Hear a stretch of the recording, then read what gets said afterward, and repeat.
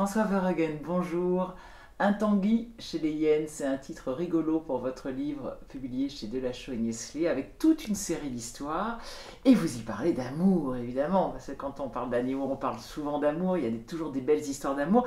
Alors notamment chez les tétras des Armoises, qui ne sont pas très connus, et avec le speed dating. Racontez-nous Oui, ça, c'est très drôle. On pensait qu'il y avait que les humains qui faisaient des speed en dating, mais fait, pas du tout. le livre est rempli d'histoires où vous allez vous dire que ces comportements-là finalement ne sont pas humains. L'humain n'a rien inventé, surtout pas le speed dating, puisqu'en fait il y a plein d'oiseaux qui pratiquent ce comportement qui consiste à se rassembler en un lieu et sur peu de temps, eh bien, les potentiels partenaires peuvent ainsi se choisir, se sélectionner. Et chez les oiseaux, c'est souvent, en tout cas chez ces tétras des armoises, eh bien ce sont les femelles qui choisissent un mâle, et parmi tous les mâles disponibles qui se rassemblent dans une vallée, en lek on appelle cela, et ils se gonflent, ils font les plus beaux les uns les autres, et d'ailleurs les plus beaux, les plus vieux se placent au centre de cette arène, et la femelle, eh bien, elle fait son marché.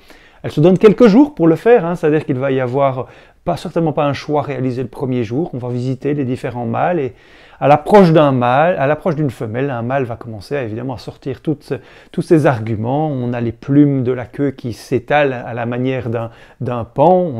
On gonfle la poitrine pour faire ressortir deux poches jaunes qui sont signes de très bonne santé. On monte son plumage pour montrer qu'il n'y a pas de parasites et qu'il n'y a pas d'hématomes.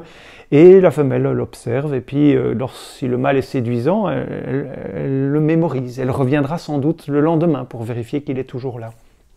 Les jours se succèdent et les mâles sont de moins en moins nombreux parce que ceux qui sentent qu'ils n'ont pas eu de succès se déguerpissent. C'est dangereux pour ces oiseaux de se mettre ainsi à découvert des prédateurs.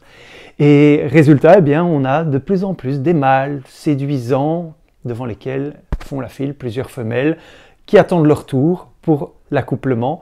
Elles ne sont absolument pas jalouses et elles ne sont absolument pas pour la fidélité. Elles, ce qui compte, c'est d'avoir sélectionné le meilleur mâle, celui qui est porteur des meilleurs gènes pour sa future descendance. Et les séances de speed dating permettent de faciliter cette sélection par les femelles et aux mâles finalement être uniquement ceux qui seront les meilleurs seront choisis, ce qui est bénéfique à l'espèce évidemment. Seulement les meilleurs individus se reproduisent. Parce que s'ils font cette séance de speed dating, c'est parce qu'en fait, il y a un temps d'ovulation, si je puis dire, qui est très court. C'est pour ça qu'elles sont obligées d'avoir... Ah oui, tout à fait. Oui, et si ce n'était pas le cas, elles devraient parcourir de grandes distances pour rencontrer des mâles. Elles ne rencontreraient pas les meilleurs et le choix serait parfois un choix de dépit, quoi. Alors là, on voit l'apparence est très importante parce qu'elle montre en effet l'énergie et la bonne santé du mâle. Il y a une autre stratégie amoureuse, c'est le cadeau nuptial. Là aussi, évidemment, c'est très proche de nous les humains. Et là, vous parlez d'un insecte qui est assez rigolo qui s'appelle l'Ilobitacus. Un drôle de nom, mais où là... les mâles offrent un cadeau et il y a des petits malins qui essayent de se le voler entre eux. Racontez-nous ça. Oui, comme souvent, hein, il y a des stratégies différentes qui s'organisent. Et chez ces mécoptères, chez ces insectes, le profil de base consiste à offrir un cadeau à une femelle et pendant que la femelle reçoit ce cadeau, souvent emballé dans un fil de soie, pendant qu'elle le dévore, qui sont des ressources qui vont lui servir justement à pouvoir maturer ses œufs, eh bien des trucs comme ça. Voilà exactement. Le mâle peut ainsi s'accoupler avec la femelle, plus le cadeau est gros, plus l'accouplement dure longtemps, et plus un accouplement dure longtemps, plus de spermatozoïdes il pourra léguer à la femelle.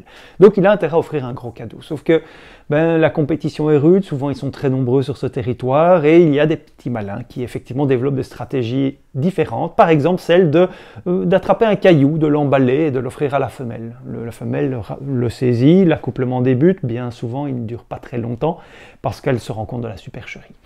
Il y en a d'autres qui se disent tiens, je vois ce mâle, il a attrapé une jolie proie, j'ai pas envie de faire ce travail d'attraper cette proie, je vais la lui chipper. Oh, il y en a d'autres encore qui vont laisser l'accouplement se faire dans un couple et puis seulement chipper le cadeau parce que le mâle étant occupé, la femelle aussi, personne ne va sans doute se battre pour garder le cadeau. Et c'est ainsi que les stratégies peuvent ainsi se développer jusqu'à même un cas assez extraordinaire qui est décrit de ces mâles qui n'ayant pas la force d'aller collecter une proie, font semblant d'être une femelle en agitant les pattes et les antennes. Un mâle avec son présent approche, le mâle saisit la proie qu'on lui tend et juste avant qu'un accouplement débute, s'envole avec la proie. Tout est possible et tout dépend des stratégies employées par les autres. Si évidemment il y a beaucoup de voleurs de proies, ben, ça n'a aucun sens de voler, il n'y a rien à voler. S'il y a beaucoup de chasseurs de proies, ouais, il vaut peut-être mieux devenir un voleur, il y a beaucoup de proies à voler. Alors dans les stratégies où on se déguise en femelle, vous en donnez une autre, c'est avec le serpent. Un serpent qui là aussi, quand il s'enroule tous en boule pour essayer d'avoir une femelle, qui se déguise, enfin qui fait semblant d'être une femelle. Oui. C'est marrant aussi ça. Oui, c'est-à-dire qu'on connaît les cas de mimétisme, on ressemble à un objet par ses couleurs, ses formes. Ici, c'est vraiment un cas de « je ressemble par les odeurs ». Donc ce sont des couleuvres qui, en sortant de l'hiver, vont se mettre, ce sont les mâles qui émergent les premiers de leur sommeil, et ils cherchent une femelle. La femelle émet une odeur qui attire les mâles, et alors se forme autour de cette femelle une boule d'accouplement où tous les mâles sont emmêlés les uns les autres, et alors une femelle sélectionne un mâle, et accouplement il y a. Et puis il y a de temps en temps un mâle qui étonne les scientifiques depuis quelques années, puisque ces mâles, qu'ils appellent des she-males, contraction de l'anglais, elles, mâles, ensemble, et bien ces mâles se font passer pour des femelles en émettant l'odeur aphrodisiaque et séduisante qu'une femelle émet.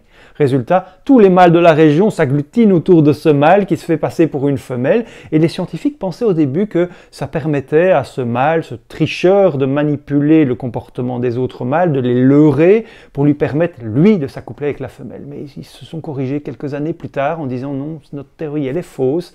Si le mâle fait ça, c'est pour une toute autre raison, c'est parce qu'il a froid. Et en ayant froid, en sortant de l'hiver, certains mâles attirent d'autres mâles à eux qui, pensant que c'est une femelle, s'y frottent, forment cette boule qui réchauffe le mâle frileux, et le mâle réchauffé arrête alors d'émettre ses odeurs, la boule se défait et chacun chasse la femelle dans son coin. Bon, vous voyez, il y a quand même quelques attitudes qui ne sont pas très humaines. Hein. Je ne connais pas de mâles qui font ça chez les humains.